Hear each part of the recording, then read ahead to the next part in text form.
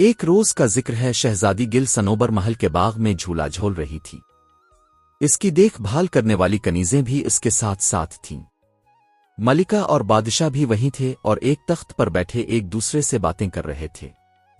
شہزادی کو باغ میں جھولا جھولنا بہت اچھا لگتا تھا، وہ اپنی کنیزوں کے ساتھ روز شام کو یہاں آتی تھی۔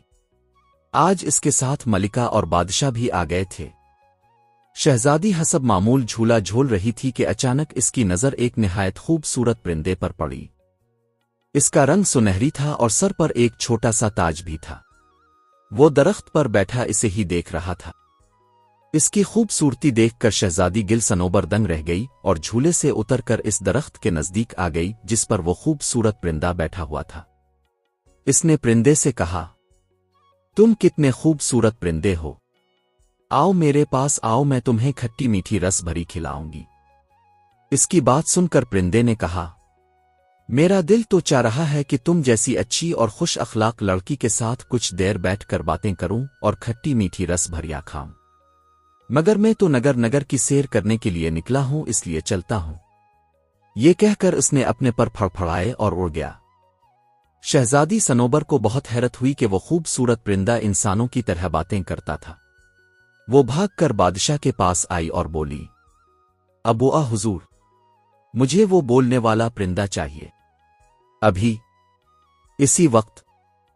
پہلے تو بادشاہ کی سمجھ میں کچھ نہیں آیا کہ شہزادی صنوبر کیا کہہ رہی ہے، مگر جب کنیزوں نے بتایا کہ درخت پر ایک سنہری پرندہ آ کر بیٹھا تھا اور انسانی زبان میں کچھ کہہ رہا تھا، تو بادشاہ نے کہا، ای بیٹی، میں نے کہانیوں میں تو سنا ہے کہ پرستان میں کچھ ایسے پرندے بھی ہوتے ہیں جو انسانوں کی طرح باتیں کرتے ہیں۔ وہ پرندہ پرستان سے ہی آیا ہوگا، ہو سکتا ہے وہ کل پھر آئے۔ اگلے روز شہزادی صنوبر انتظار ہی کرتی رہی، مگر وہ پرندہ دوبارہ وہاں نہیں آیا۔ اس کی فکر میں شہزادی نے پورے دن نہ کچھ کھایا اور نہ کچھ پیا۔ جب رات ہوئی تو وہ بالکل ہی نا امید ہو گئی اور ملکہ کے گلے لگ کر رونے لگی۔ ملکہ نے اسے مختلف طریقوں سے بہلانے کی کوشش کی، مگر اس عجیب و غریب پرندے کے خیال کو شہزادی صنوبر کے دل سے نہ نکال سکی۔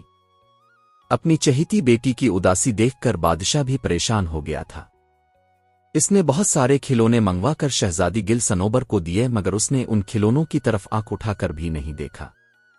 جب 2-3 روز اسی طرح گزر گئے تو ملکہ اور بادشاہ کی تشویش میں اضافہ ہو گیا۔ شہزادی گل صنوبر ان چند دنوں میں نہایت کمزور ہو گئی تھی۔ انہیں یہ ڈر تھا کہ وہ کہیں بیمار نہ پڑ جائے۔ بادشاہ کے ذہن میں ایک خیال آیا۔ اس نے سوچا کہ وہ شہزادی کے ساتھ پرستان جا کر اس پرندے کو تلاش کر کے اپنے ساتھ لائے تاکہ اسے پا کر وہ خوش ہو جائے۔ یہ بات اس نے جب ملکہ کو بتائی تو وہ بولی، اگر آپ اس سفر پر روانہ ہوئے تو حکومت کون چلائے گا؟ اس پرندے کو تلاش کرتے کرتے نہ جانے کتنے دن لگ جائیں۔ اس دوران رعایا کی خبر گیری کون کرے گا؟ آپ ایسا کریں کہ یہ اعلان کروا دیں کہ جو بھی پرستان سے اس عجیب و غریب پرندے کو لے کر آئے گا، اسے بہت سی اشرفیاں انعام میں دی جائیں گی۔ بادشاہ کو ملکہ کی یہ تجویز پسند آئی اور اس نے یہ اعلان کروا دیا۔ انعام کا سن کر بہت سے لوگ قسمت آزمانے کے لیے نکل کھڑے ہوئے۔ پرستان بہت دور تھا اور اس کا راستہ بھی پر خطر تھا۔ راستے میں بہت سے پہاڑ تھے، دریا تھے، جنگل تھے اور جنگلوں میں خونخوار درندے تھے۔ بہت سے لوگ اونچے اونچے پہاڑوں پر نہ چڑھ سکے، بعض دریا کو عبور نہ کر سکے۔ کچھ لوگ جنگل میں درندوں کو دیکھ کر ہمت ہار بیٹھے۔ غرض یہ کہ کوئی بھی پرستان سے اس پرندے کو نہ لے کر آ سکا۔ ایک روز 2 نوجوان بادشاہ سے ملنے محل آئے اور بادشاہ سے پرستان جانے کی اجازت طلب کی تاکہ وہاں سے اس پرندے کو ڈھونڈ کر لا سکیں۔ بادشاہ نے انہیں اجازت دے دی اور تاکید کی کہ وہ اس پرندے کو لے کر جلد سے جلد آنے کی کوشش کریں، کیونکہ شہزادی گل صنوبر کی حالت دن بدن بگڑتی جا رہی تھی۔ دونوں نوجوان اپنے اپنے گھوڑوں پر سوار ہو کر اس پر خطر سفر پر روانہ ہو گئے۔ ان میں سے ایک کا نام شہریار تھا اور وہ ایک لکڑہارے کا بیٹا تھا۔ دوسرے نوجوان کا نام سلیم تھا اور اس کا باپ ریشمی کپڑوں کا تاجر تھا۔ سلیم چونکہ ایک دولت مند تاجر کا بیٹا تھا، اس لیے اس میں بہت غرور تھا۔ اس نے شہریار سے کہا، تم جا کر اپنے باپ کے ساتھ جنگل سے لکڑیاں کاٹو اور انہیں گدھے پر لاد کر شہر میں بیچو۔ تم ان چکروں میں کہاں پڑ گئے ہو؟ شہریار نے اس کی بات کا برا نہیں منایا، مسکرا کر بولا، لکڑیاں تو میرے ابوا کاٹ لیں گے، تم اس کی فکر چھوڑو۔ ہمارے بادشاہ سلامت اور ان کی ملکہ بہت اچھی ہیں۔ وہ دونوں اپنی رعایا کا بہت خیال رکھتے ہیں۔ ان لوگوں کے اچھے سلوک کی وجہ سے ہمارے ملک میں شیر اور بکری ایک گھاٹ پانی پیتے ہیں۔ اپنے بادشاہ سلامت کی وجہ سے ہم لوگ بہت خوشحال ہیں۔ اب ان پر وقت پڑا ہے تو ہمارا بھی فرض ہے کہ ہم ان کی مدد کریں۔ مجھے انعام کا لالچ نہیں، میں تو بس یہ چاہتا ہوں کہ وہ پرندہ جلد سے جلد لا کر بادشاہ سلامت کے حوالے کر دوں تاکہ ان کی بیٹی خوش ہو جائے اور ہمارے بادشاہ اور ملکہ کی فکر دور ہو۔ وہ باتیں کرتے کرتے کافی دور نکل آئے تھے۔ اس وقت وہ ایک میدان میں تھے جس میں کہیں کہیں بڑے درخت بھی نظر آ رہے تھے۔ ایک درخت کے نیچے انہوں نے ایک بوڑھی عورت اور اس کے شوہر کو دیکھا۔ شہریار اور سلیم کو آتا دیکھ کر بوڑھا شخص کھڑا ہو گیا اور انہیں رکنے کا اشارہ کیا۔ الف او بوڑھے شخص، تیرا دماغ خراب ہے جو ہمارا راستہ روک رہا ہے؟ سلیم نے نہایت غصے سے کہا اور گھوڑے پر بیٹھے بیٹھے جھک کر ایک ہاتھ سے دیکوا دے کر بوڑھے کو ایک طرف ہٹا دیا اور گھوڑا بھگتا ہوا آگے نکل گیا۔ بیچارہ بوڑھا زمین پر گر پڑا۔ اسے گرتا دیکھ کر اس کی بیوی چیخ چیخ کر دہائیاں دینے لگی اور اسے زمین سے اٹھانے کی کوشش کرنے لگی۔ یہ دیکھ کر شہریار جلدی سے گھوڑے سے نیچے اترا، بوڑھے کو زمین پر سے اٹھایا اور بولا، محترم بزرگ، آپ کو چوٹ تو نہیں؟ بوڑھا کراہتا ہوا کھڑا ہو گیا اور بولا، برا ہو اس بدبخت کا، مجھے پہلے سے پتا ہوتا کہ وہ ایسا ہے تو میں کبھی اسے اپنی مدد کے لیے نہیں روکتا۔ اسے چھوڑیے، مجھے بتائے میں آپ کی کیا مدد کر سکتا ہوں؟ شہریار نے نہایت نرمی سے کہا، بیٹا ہم صبح سے گھر جانے کے لیے نکلے ہوئے ہیں۔ میں اپنی بیوی کے ساتھ اپنی بہن کے گھر سے آ رہا ہوں۔ ہمارا گاؤں یہاں سے چند کوس کے فاصلے پر ہے۔ ہم بوڑھے ہیں، چل چل کر بری طرح تھک گئے ہیں، بھوک سے برا حال ہے۔ گھر پہنچی تو کھانا کھائیں اور آرام کریں۔ تمیری پاس گھوڑا موجود ہے، تمہاری مہربانی ہوگی اگر ہمیں گاؤں تک پہنچا دو۔ بوڑھے کی بات سن کر شہریار نے اپنا کھانا نکال کر ان دونوں کو دیا۔ یہ کھانا اس کی ماں نے اس کے ساتھ کر دیا تھا تاکہ سفر کے دوران اسے بھوک لگے تو وہ اسے کھا لے۔ جب وہ دونوں کھانا کھا چکے تو شہریار نے دونوں کو گھوڑے پر سوار کرایا اور خود گھوڑے کی باگ پکڑ کر تیز تیز قدموں سے ان کے گاؤں کی سمت روانہ ہو گیا۔ دونوں میاں بیوی اسے دعائیں دے رہے تھے۔ شام ہوتے ہوتے وہ ایک گاؤں میں پہنچ گئے۔ اسی گاؤں میں ان بوڑھے میاں بیوی کا گھر تھا۔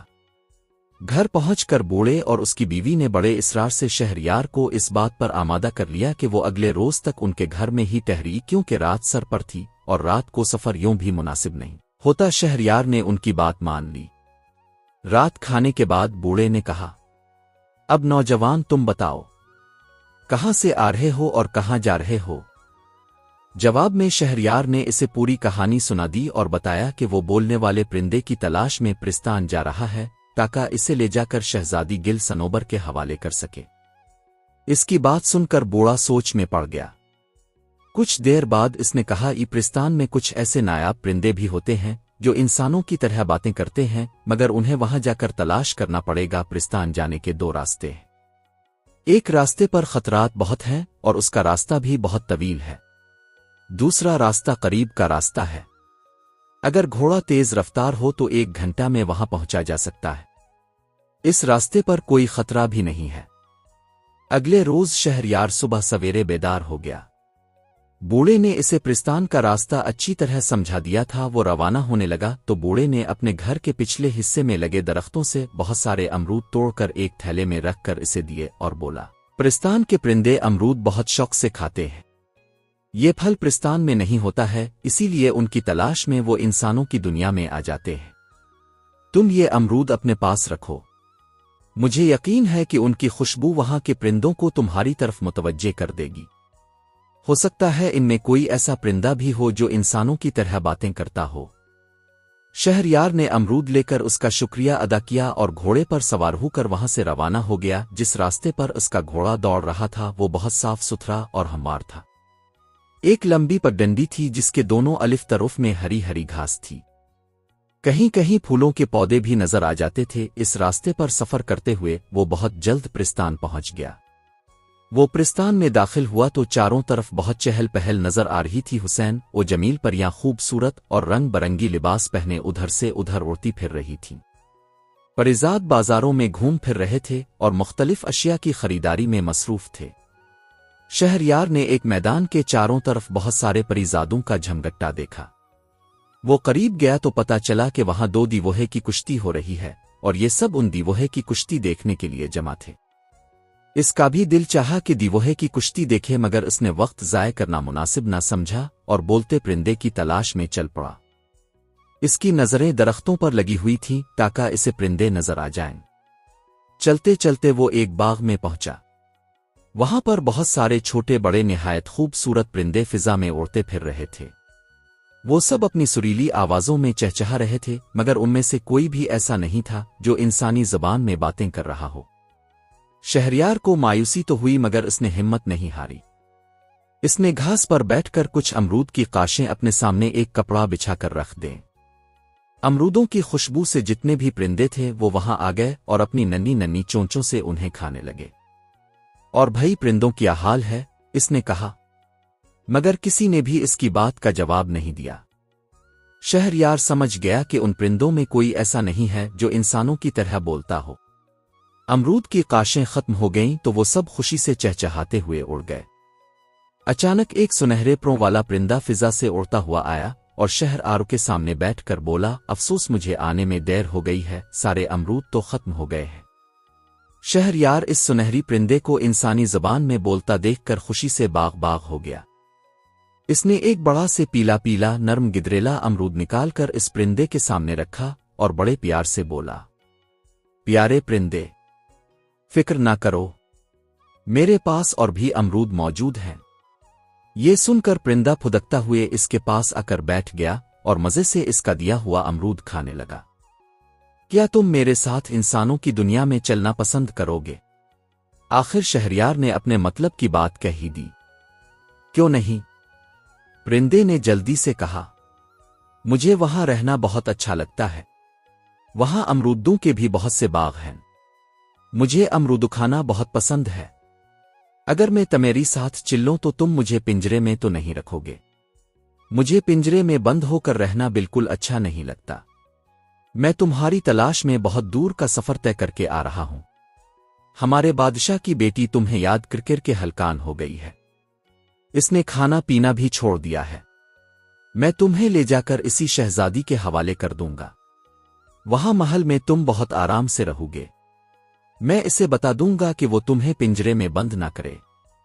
شہریار نے کہا، میں کچھ روز پہلے شہزادی سے مل چکا ہوں۔ میں شہر گھومنے پھرنے نکلا تھا اور اتفاق سے محل کے باغ میں میری شہزادی سے ملاقات ہو گئی تھی۔ وہ ایک بہت اچھی اور خوش اخلاق لڑکی ہے، میں بخوشی اس کے پاس رہنے کو تیار ہوں۔ پرندے نے کہا اور اڑ کر شہریار کے ہاتھ پر بیٹھ گیا۔ شہریار کا مقصد پورا ہو گیا تھا، لہذا وہ واپسی کے سفر پر روانہ ہو گیا۔ پرندہ کافی اونچائی پر اس کے گھوڑے کے ساتھ ساتھ اڑ رہا تھا۔ ابھی وہ اپنے ملک کی حدود میں داخل ہوا ہی تھا کہ اس نے سلیم کو دور سے آتے ہوئے دیکھا۔ اس کی حالت انتہائی خراب تھی، اس کا جسم دھول مٹی سے اٹا ہوا تھا اور کپڑے بھی بہت بوسیدہ ہو گئے تھے۔ اس کا گھوڑا بھی نہایت کمزور ہو گیا تھا۔ شہریار سمجھ گیا کہ پرستان جانے کے لیے سلیم اس پر خطر راستے پر نکل گیا ہوگا جس کے بارے میں بوڑھے نے اسے بتایا تھا۔ سلیم نے بھی اسے دیکھ لیا تھا، وہ اس کے قریب آیا، دونوں ایک دوسرے سے ملے۔ شہریار کے پوچھنے پر سلیم نے بتایا، مجھ سے بڑی غلطی ہوئی جو میں انعام کے لالچ میں اس سفر پر نکل کھڑا ہوا، پرستان کے راستے میں بڑے خطرات تھے، میں بڑی مشکل سے اپنی جان بچا کر بھاگا ہوں۔ شہریار نے اسے اپنی کہانی سنائی اور بتایا کہ اس نے ان بوڑھے میاں بیوی کو اپنے گھوڑے پر بٹھا کر ان کے گاؤں پہنچایا تھا۔ بوڑھے نے خوش ہو کر اس کی مدد کی، جس کی وجہ سے وہ بولنے والا پرندہ حاصل کرنے میں کامیاب ہو گیا ہے۔ وہ پرندہ تو تمہاری پاس نظر نہیں آ رہا، کہاں ہے وہ؟ سلیم نے بڑے اشتیاق سے پوچھا۔ شہریار نے آسمان کی طرف دیکھتے ہوئے اوپر اشارہ کیا۔ سلیم نے دیکھا کہ ایک خوبصورت سنہری پرندہ ان کے سروں پر منڈلا رہا ہے۔ انہیں باتیں کرتا دیکھ کر پرندے نے چلا کر کہا، اے شہریار جلدی کرو، ایسا نہ ہو کہ رات ہو جائے۔ اے شہریار نے سلیم کو خدا حافظ کہا اور اپنے گھوڑے کو چلنے کا اشارہ کیا۔ سلیم نے اسے جاتا دیکھا تو بولا، اگر میں ان بوڑھے میاں بیوی کے ساتھ برا سلوک نہیں کرتا تو مجھے بھی بولتا پرندہ مل جاتا۔ شہزادی کے پاس ایسے 2 پرندے ہو جاتے۔ میں نے اپنی بداخلاقی کی وجہ سے انعام حاصل کرنے کا موقع ضائع کر دیا ہے، مجھے اپنے برے سلوک اور غرور کی سزا مل گئی ہے۔ یہ کہہ کروا بھی اپنی راہ ہو لیا۔ شہریار محل پہنچا تو سنہری پرندے کو دیکھ کر شہزادی گل صنوبر خوش ہو گئی۔ پرندہ بھی بہت جلد اس سے مانوس ہو گیا تھا۔ شہزادی جہاں بھی جاتی وہ اس کے پیچھے پیچھے ہوتا۔ شہریار کے کہنے پر شہزادی گل صنوبر نے وعدہ کر لیا تھا کہ وہ پرندے کو پنجرے میں نہیں رکھے گی۔ شہزادی گل صنوبر کو خوش دیکھ کر بادشاہ اور ملکہ نے بھی سکھ کا سانس لیا۔ بادشاہ نے شہریار کی ہمت اور بہادری کی بہت تعریف کی۔ رات ہو گئی تھی، اس لیے بادشاہ نے شہریار کو گھر نہیں جانے دیا اور اسے شاہی مہمان خانے میں ٹھہرانے کا حکم دیا۔ اگلے روز حسب وعدہ بادشاہ نے شہریار کو بہت ساری اشرفیاں انعام میں دیں۔ شہریار نے اس کا بہت شکریہ ادا کیا اور اشرفیوں کا تھیلا اپنے گھوڑے پر رکھ کر محل سے رخصت ہونے لگا۔ شہزادی گل صنوبر اپنے سنہری پرندے کے ساتھ اسے خدا حافظ کہنے آئی۔ شہریار محل سے نکلا تو اس کا رخ اپنے گھر کی جانب نہیں تھا۔ وہ بڑی تیزی سے اپنا گھوڑا دوڑاتا ہوا اس بوڑھے کے گاؤں کی جانب جا رہا تھا، جس کی مدد کی وجہ سے وہ بولنے والا پرندہ حاصل کرنے میں کامیاب ہوا تھا۔ وہ ان کے گاؤں میں پہنچا تو بیچارہ بوڑھا بیمار پڑا تھا اور اس کی بیوی اس کی دیکھ بھال میں لگی ہوئی تھی۔ بیماری کی وجہ سے بوڑھا اپنے کام پر بھی نہیں جا سکا تھا، ایسے میں شہریار کی اس روز کی دی ہوئی رقم ان کے بہت کام آئی تھی۔ شہریار کو دیکھ کر دونوں میاں بیوی خوش ہو گئے۔ شہریار نے اپنی کامیابی کی خبر انہیں سنائی۔ پھر اس نے بادشاہ کے دیے ہوئے انعام میں سے آدھی اشرفیاں بوڑھے کے حوالے کیں اور بولا، آدھے انعام کے اب بھی حقدار ہیں، اگر اب میری مدد نہ کرتے تو مجھے وہ پرندہ کبھی بھی نہ ملتا۔ اتنی بہت سی اشرفیاں پا کر وہ دونوں خوش ہو گئے اور شہریار کو دعائیں دینے لگے۔ اس کے بعد شہریار اپنے گھر آیا۔ اس نے پوری کہانی اپنے ماں باپ کو سنائی اور بادشاہ سے ملا ہوا آدھا انعام ان کے حوالے کیا۔ اس کے ماں باپ تو خوشی سے پھولا نہیں سما رہے تھے۔ وہ اس بات پر بھی بہت خوش تھے کہ ان کے بیٹے نے اپنے محسن کو فراموش نہیں کیا تھا اور انعام کا آدھا حصہ اسے بھی دیا تھا۔ انعام میں ملی ہوئی اشرفیوں سے شہریار نے اپنا کاروبار کر لیا۔ اس کے باپ نے بھی جنگل سے لکڑیاں کاٹ کر فروخت کرنا چھوڑ دیں اور کاروبار میں اپنے بیٹے کا ہاتھ بٹانے لگا۔ تھوڑے ہی دنوں میں ان کا کاروبار خوب چمک اٹھا۔ یوں ایک لکڑ ہارے کا بیٹا کمزور انسانوں سے محبت اور ان کی مدد کرنے کے صلے میں اپنے ماں باپ کے ساتھ ایک خوشحال زندگی گزارنے لگا۔